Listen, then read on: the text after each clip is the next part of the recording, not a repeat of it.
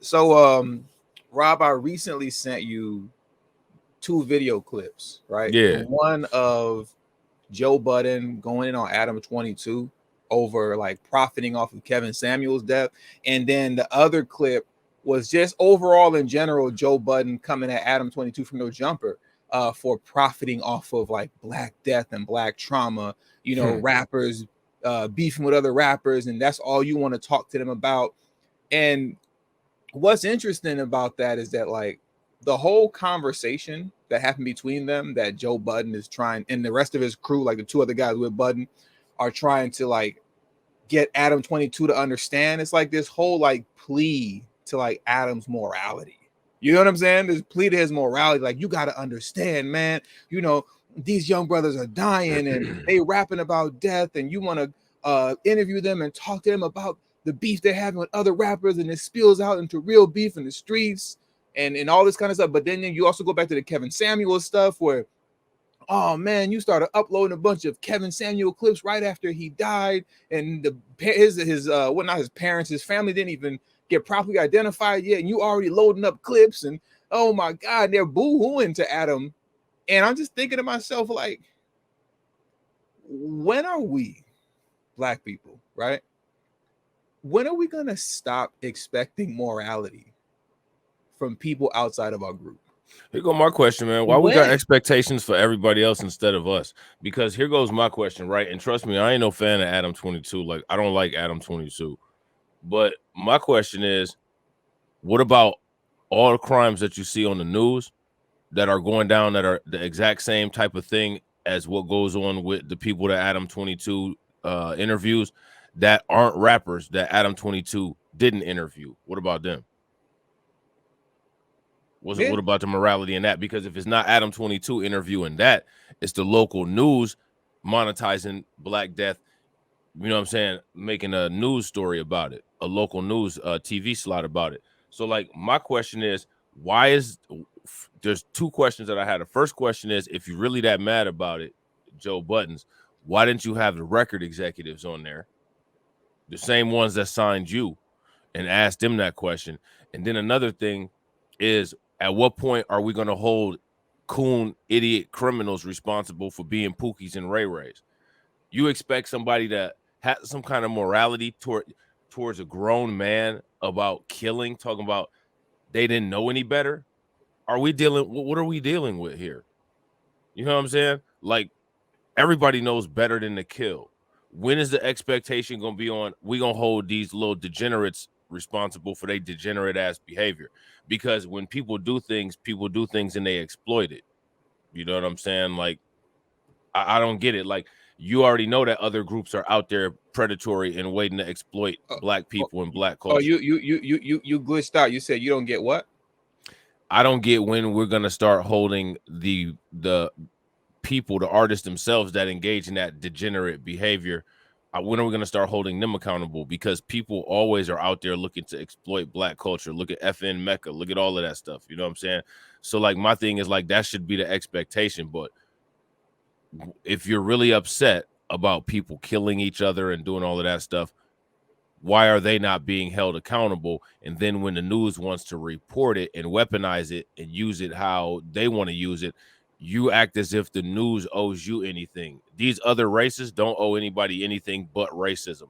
It's just black people that decide not to practice racism. But then we turn around and act like everybody else has this elementary understanding of it. If they got an elementary understanding of it, then how do they keep oppressing us with it?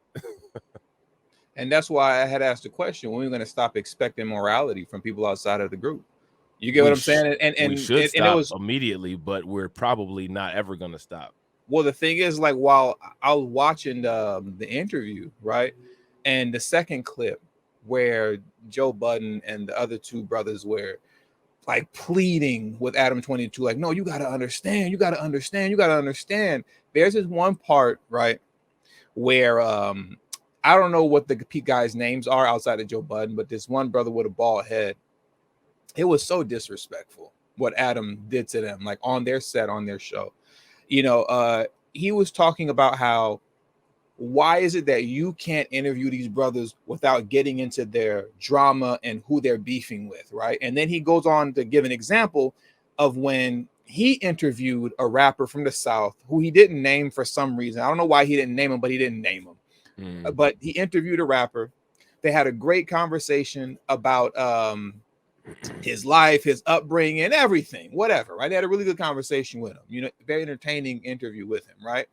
And he's in a very well-known beef with another rapper in the South. The point that the bald-headed guy, I think his name is Ice or something like that, the point that he was bringing up was that we had this interview with him, and not one time did we bring up the beef that he has with this other rapper. Not one time did we bring it up. That's what he says, right?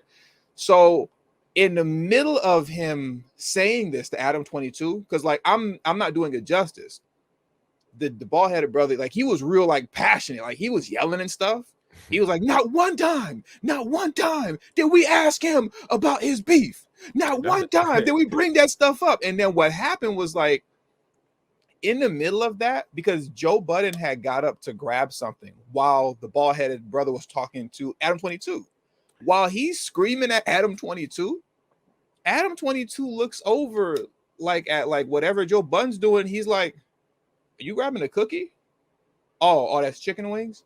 Oh, okay. Well, he completely is dismissing everything that brother was saying. He just dismissed it completely. I mean, that's that. Black people should be used to that. In the middle of him being passionate and screaming and yelling at him. Imagine this man was putting all his pain on Adam 22, you know, just and not one time, trying to at least. At least trying to. Not one time did we ask him about that. And Adam 22 completely, he was like, oh, is that a cookie? You're eating a cookie? Oh, that's a chicken wing? Oh, okay. Oh, yeah, but go ahead. And I couldn't believe I'm just sitting there like, what? Like, you just let this man disrespect you like that? Like on your own show and on your own set.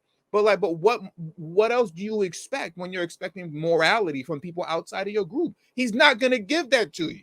Why were you expecting that? If anything, and understand, because I know there's gonna be people that are gonna watch this and they're gonna be like, oh, you caping for Adam 22 and no jumper. I'm not. If you're listening clearly, we don't mess with Adam 22. Yeah. My expectations are the problem is that my expectations are higher for us. Accountability for us. Yeah, it's not caping. Like, I'm so tired of that. Like, if somebody is disappointed in the way that one of us performs or behaves and we critique it, this is what people need, because this is the same thing why Joe Budden and all them got into that situation. Stop policing. You know what I'm saying? Stop policing. Joe Budden and them trying to interview police, people out here dick policing. Stop policing. You know what I'm saying? And start holding people accountable. Joe Budden and his team did a horrible job at that interview, because that interview could have been effective, but it wasn't. They were like goofballs. They were emotional. They didn't ask the appropriate questions, and they were only trying to hold Adam 22 accountable for capitalizing on it. Say it again. You said they're goofballs. They were emotional. They were emotional, and they were looking bad, trying to police Adam 22 for capitalizing on things that they could have capitalized on, that Adam 22 capitalized on first, and they didn't like how he did it. You know what I'm saying? I mean, why are you upset with him when the interview was a two-party thing? If y'all really are upset, why don't y'all have some of those rappers on there that go on No Jumper podcast and ask them, why do y'all keep going on this show? They brought up Vlad at one point on that interview. Ask the rappers. Ask Michael Ja White, why do y'all keep going on this on these shows? Ask Umar Johnson, because Umar Johnson was on DJ Vlad at one point. Mm-hmm. I mean, like, the thing is like, stop alleviating everybody that does some wrongdoing from the wrongdoing just because there's somebody that's not black involved, and stop saying these people don't know any better and start holding adults to adult standards. Facts, you know, because here's another thing concerning like people that choose to go on Vlad, people that choose to go on Vlad, or people that choose to go on Adam 22, right? People will sit there and, you know, like a Joe Budden and want to police what they're doing and saying, oh my God, why are you doing this to them? Why are you doing it? These are grown men that are going on there that have made their choice to go on there. They've all heard the critiques prior to going on there. They've all heard the critiques about Vlad is the police, you know, and oh, you're gonna go on there and you're gonna say something that's gonna incriminate you and put you in jail, or and you can say the same thing for Adam 22. They've heard all this already. So if they're still choosing to go on anyway, at that point, that's on them. Like that reminds me, and I'm sure that I think I'm probably misinterpreting this scripture, but like this is how like I've interpreted it, right, in the Bible, right? There's this one story, or you could say like a side story within the main story, whatever you can say, in the Bible, where there's this one guy who walks up to Jesus and he basically asks Jesus, like, yo, I want to be one of your disciples, I want to follow you or whatever, right? And then Jesus turns around and tells him, all right, you want to follow me? Cool, like let's roll.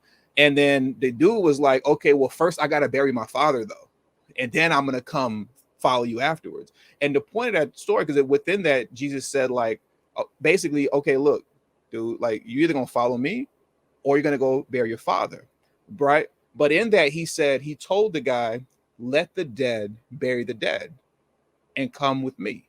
You get what I'm saying? Now, the guy chose to go bury his father and not follow Jesus. But how I've always interpreted that line when Jesus said, let the dead bury the dead, is let the damned be damned. Like if you're either going to come with me and live in righteousness and understand this and understand how to live in righteousness and do good by others and all that kind of stuff, you're either going to follow me and learn learn and interpret my message so that you can interpret it to other people, or you can carry on out there with the world. He chose to carry on out there with the world. And that's, like I said, how I always interpreted that line of let the dead bury the dead. And that's how I look at it with these rappers or anybody else that chooses to go on Vlad or Adam 22, who are grown men that have heard all of the critiques, but carry on to do that anyways. I look at them and I say, let the dead bury the dead.